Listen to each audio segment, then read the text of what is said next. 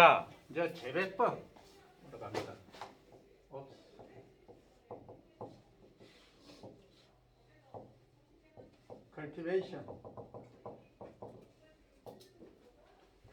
cultivation 테크놀로지죠.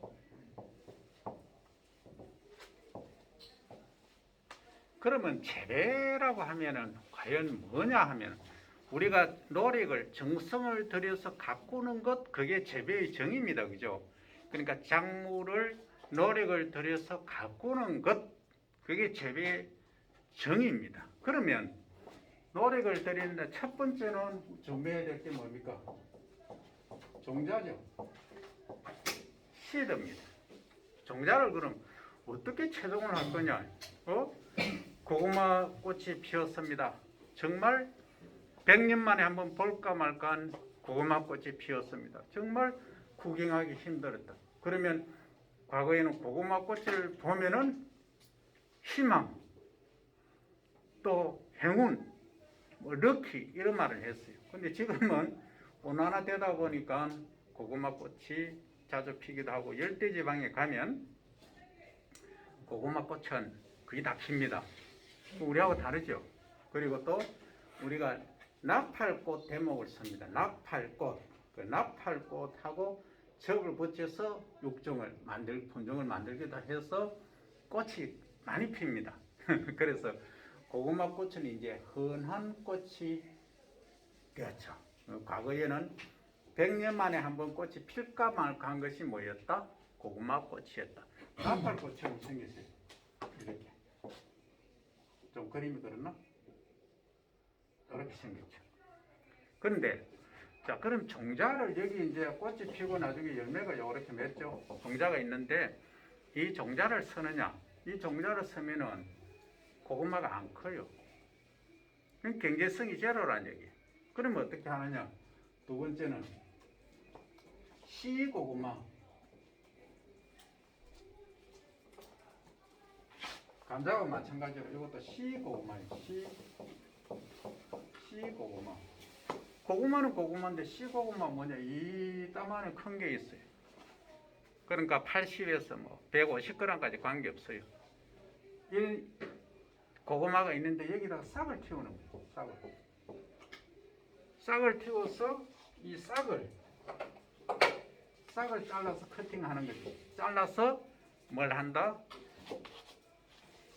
일항에 이렇게 심는 거예요. 이런 식으로 심는데 이 싹 길이가 중요하다. 싹 길이. 우선에 싹을 태워야 되는 게 중요하죠. 얘를 발효를 시켜야 돼. 싹이 나게 해야 돼. 그럼 여기 보통 25cm 내외가 가장 좋더라 하는 얘기예요. 그런데 심는 방법이 있어요.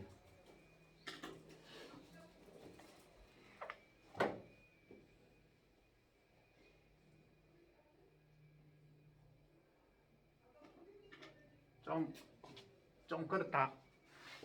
그래도 할 수 없다.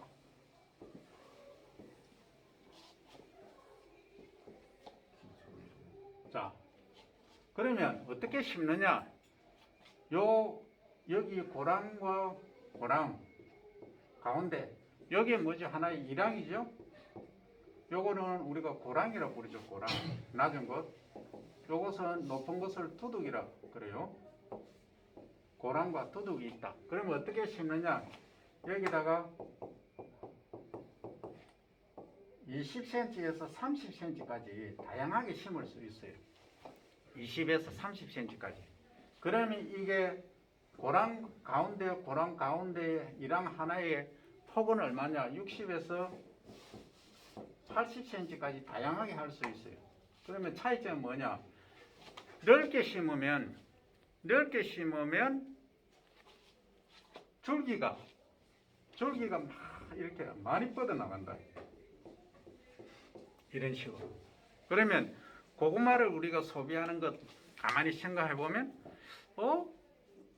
우리 고구마 뿌리만 먹느냐? 줄기 없잖아요. 아니더라.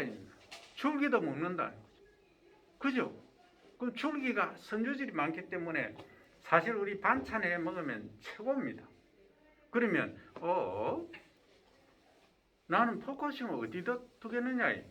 줄기에 둘 거냐 뿌리에 둘 거냐 하는 얘기. 그의 목적에 따라 다르다는 얘기. 이해되죠? 그러면 나는 줄기를 목적으로 키우겠다 하면 이게 넓게 심으면 돼.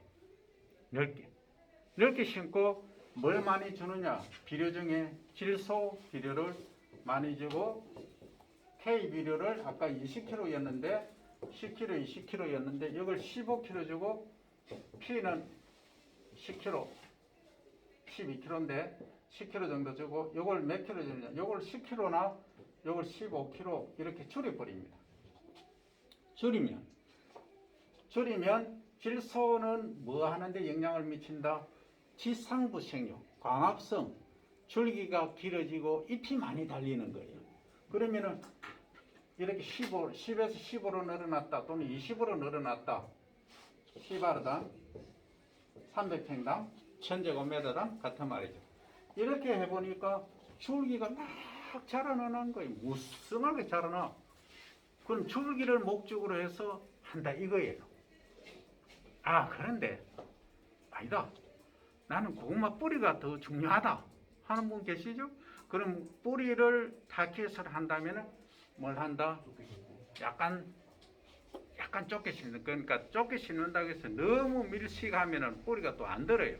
그래서 이제 60에서 80까지 자유롭게 하면 됩니다.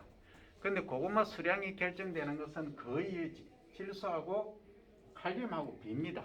이게 가장 핵심이다. 그러면 퇴비를 지나치게 많이 넣으면 뿌리가 또 많이 들겠죠.